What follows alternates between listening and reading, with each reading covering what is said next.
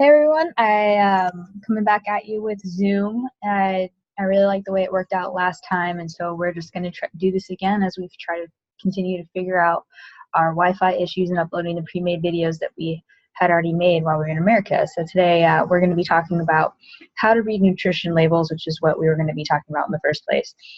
But I want to make sure you guys are getting that information on time, okay? So we broke it down into 5 steps, and I'm going to use the screen share option again, use the whiteboard to kind of help you guys get more of like visuals. I really like that. So let's do step number 1. All right, is going to be look at the serving size.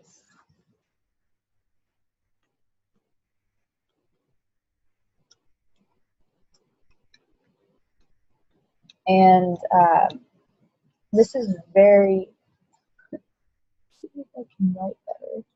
So look at the serving size of the food and comparing the serving size on the package to the amount of food that you want to be eating. And you want to be only having 1 serving of that food. If you eat the serving size shown in the nutrition facts table, you will get the amount of calories and nutrients that are listed. All right, if you're eating more than that, you got to add for more. For example, if there's, here's one nutrition label, it says serving size is 2 and carbs are 23, well, that 23 carbs is only 1 serving, all right? I'm sure you guys probably have heard about this. So if you in fact eat the whole bag, it's going to be 2 servings, which means you gotta multiply 23 times 2, and then you'll get your answer, which is going to be 46, all right? And then that's how many carbs you're actually eating.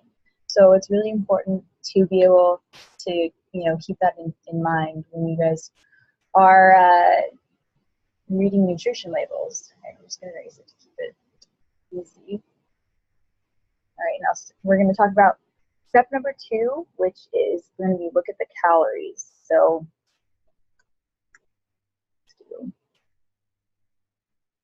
step 2.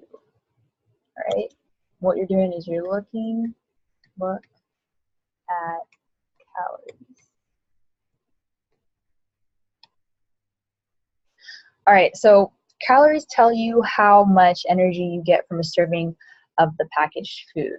And while we tell you to count portions, not calories, so you want to be making sure that you're looking at the amount of, or you're looking at the serving size first and foremost. It is important to kind of see how many calories are in it. That way you guys can see, kind of gauge how much you're eating, how loaded it is with that, energy from 1 serving size of food. If it's higher in calories, maybe, check to see if it's worth eating. If it's lower in calories, same thing. It's still a good thing to be referencing when you're looking at a nutrition label. All right. Now, step number 3 is going to be look at the percent daily value. All right. So step 3. It's going to look at the percent daily value. And so the percent daily value puts nutrients on a scale of 0 to 100%. And the scale tells you is if there's a little or a lot of nutrient in 1 serving or 1 serving of the packaged food. So you use this percentage to compare the nutrient content of different foods. For example, 5% daily value is less is a little, but 15%. So let's see, so I'll write it right here. So example, 5% daily value in or less equals a little, okay? A little. But, I mean, it might not be bad in all cases, so I'll erase the sad face. But if you're having 15% daily value or more is actually a lot, okay? So the reason why I took away the sad face is because it could be good. If you're having 15% daily value of like trans fat, for example, that's not going to be good for you. But if it's 15%, and if it's 5% or less of your trans fat per daily value or whatever, then that's going to be good for you. Or saturated fat. Those are the kind of things that you want less of, right? But if it was 15% of your protein, which is a lot, that's going to be good. And if it's less than 5% or 5% or less of your daily value of protein intake that you should be having, it's going to be a bad thing. So those are just things that you want to keep in mind. All right. You're going to want to try to get more of specific nutrients. Oops, don't do that. You want to be getting more of the specific types of nutrients, okay? So I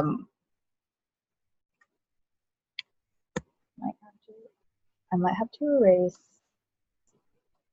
some of these just to make sure I get all of it. But all right, for now we'll just try to fit it all in. So step 4, all right, is try to get more of these specific nutrients. Okay, so try to get more, I'll just put it down. You're going to want to get fiber, vitamin A, vitamin C, iron, and calcium.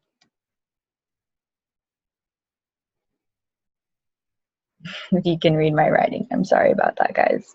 All right, so try to get more of these. I'll, highlight it for you guys. So, oh, that was weird. Maybe not spotlight, but you want to try to get more fiber, vitamin A, vitamin C, iron, and calcium. So look, try to get more value in those, and then,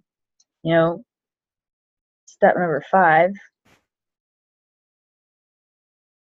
you're going to want to be trying to get less of certain nutrients. So this is going to be your saturated fat. Remember, you want this to be at least 10% of your daily value, or like less than 10%. So let's say saturated fat, trans fat, sodium, and cholesterol.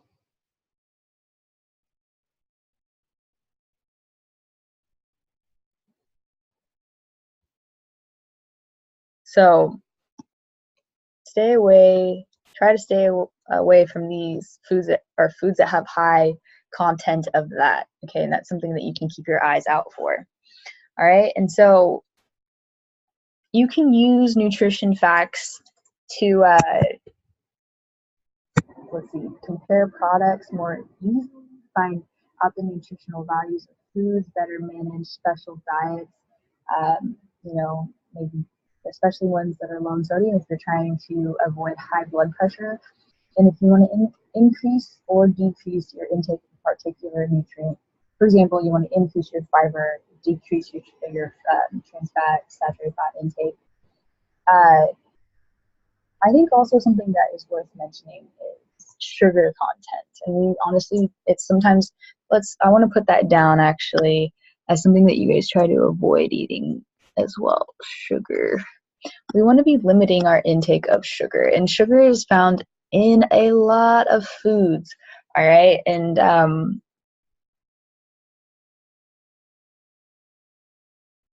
I mean, in the next example I'm showing you guys, there's not a ton of sugar in that, but I will find an example for you guys to go over.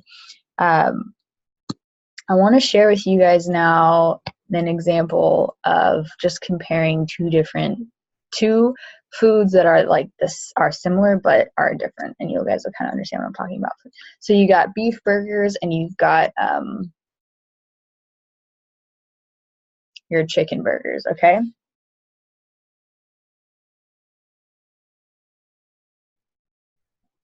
So for your beef burgers, you have your daily percent values, so keep that in mind. And let's just go through the steps. So step 1, the information on both the packets refers to one burger. Okay, so serving size right here, one burger, all right?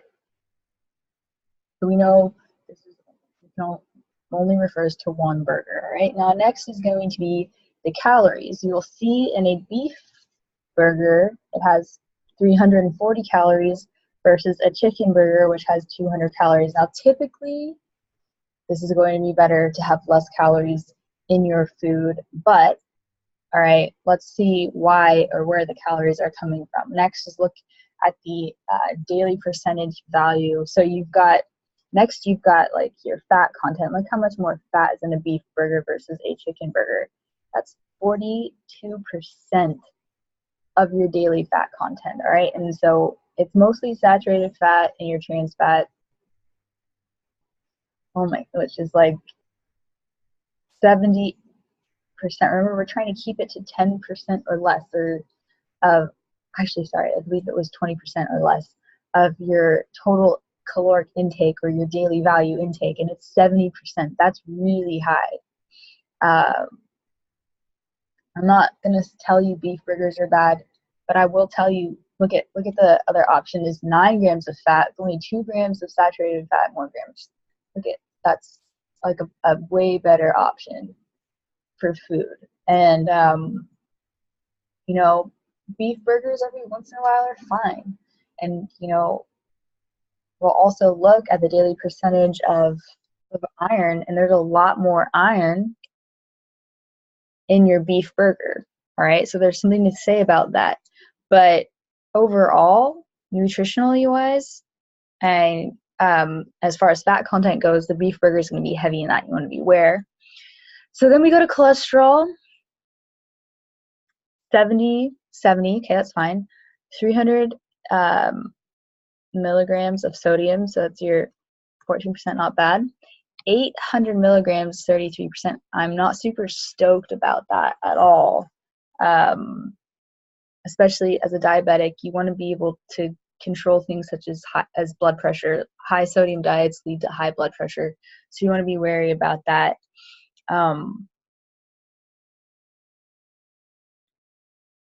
Let's see, there's 3 grams of sugar, not stoked about that. And protein content, this is a really good amount of protein to be having per meal. As you can see, there's not really many vitamins. Besides the iron, that's a lot of calcium, not a lot of vitamins, not sugar, fiber. Carbs, yes, there are carbs in these burgers, which is interesting.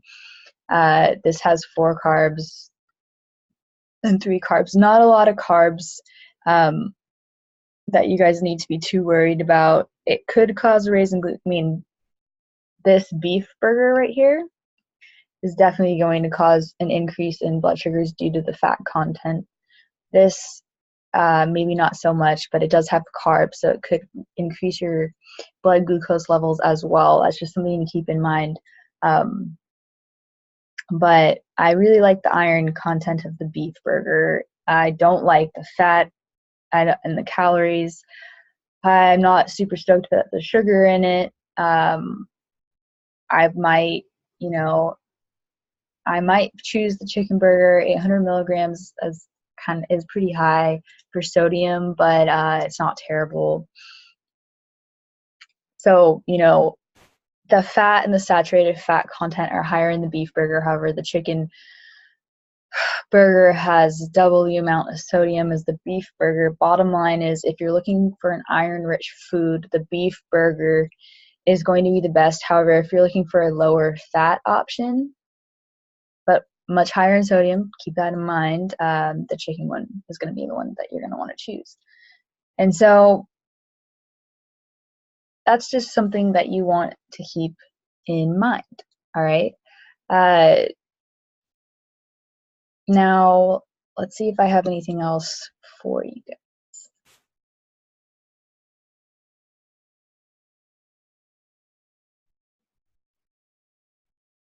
I have this screen share. I found this website. It's called Self-Nutrition Data, Know What You Eat. And I really, really liked it because it has, really popular foods.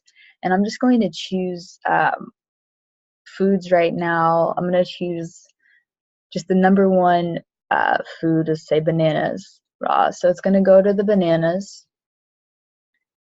And it's going to tell you, a serving size, which is in grams. It's kind of awkward to measure. But let's just say that's just one banana. I think it's just one banana raw. It's 200 calories, 1 gram of fat, 7. It's really high in carbs, but it's also pretty high in fibers. It has 6 grams of sugar, 13 grams of protein. Oh my gosh, you guys. I'm reading a black-eyed pea. What the heck? Okay. I don't know how I got there, but let's go back. I meant to choose bananas, and it took me somewhere else. So,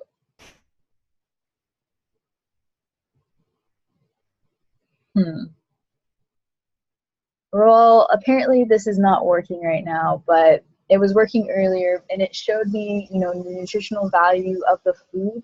It also, maybe it'll work for sweet potato. It also showed me the glycemic index, or actually glycemic load of that food. So here we go.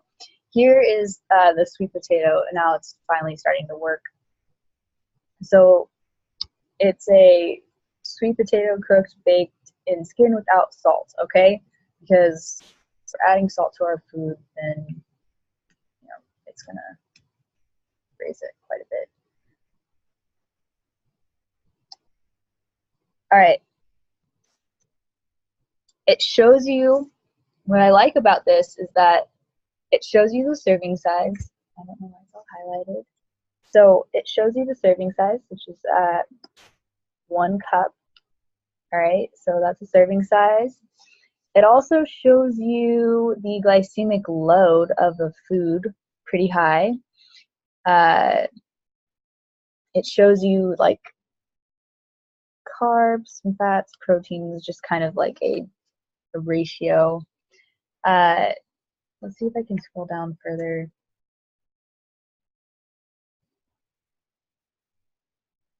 Yeah, so it has even more information as I scroll down further, as you can see. This is actually all in, not in, kilojoules. That's interesting. All right, so anyways, it's different, but it's like 180 calories for 1 cup. There's 4 grams of protein, as you can see.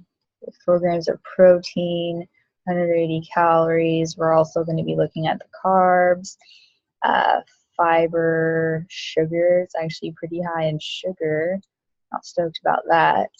But it's low in fat, which is awesome. It even has some omega-6 and omega-3s in it.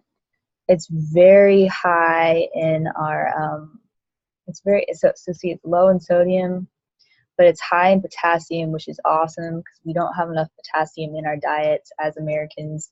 And then it's just very nutrient rich.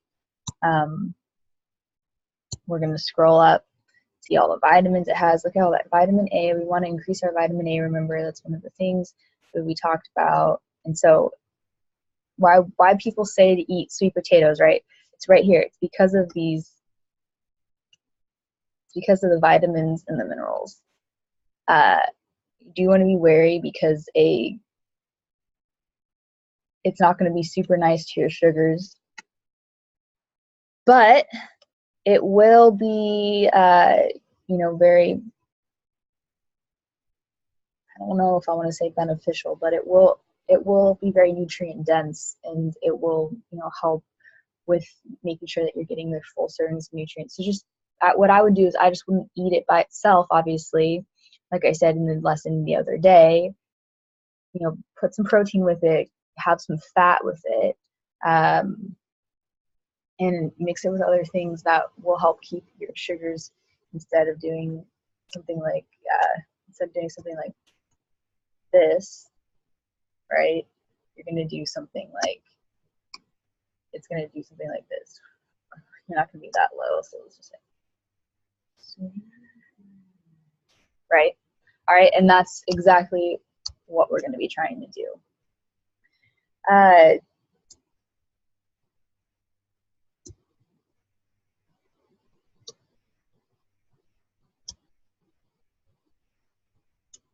So that's it for how to read nutrition labels.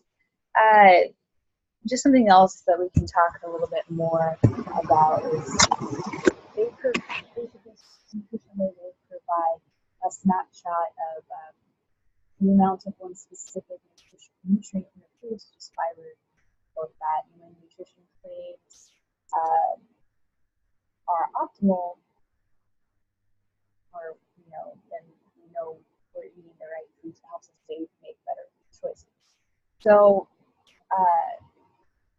something that you want to keep in mind: the source of fiber means the food contains at least 2 grams of fiber in the amount of foods specified in the nutritional label. So high source of fiber means at least 4 grams of fiber, and very high source of fiber means at least 6 grams of fiber. So when something says it's a good source of fiber, check the nutrition label, because it could be tricking you. They could be saying it's a source of fiber, but it only has 2 grams of fiber in it, right? So if it says something like high source of fiber, it might have 4 grams.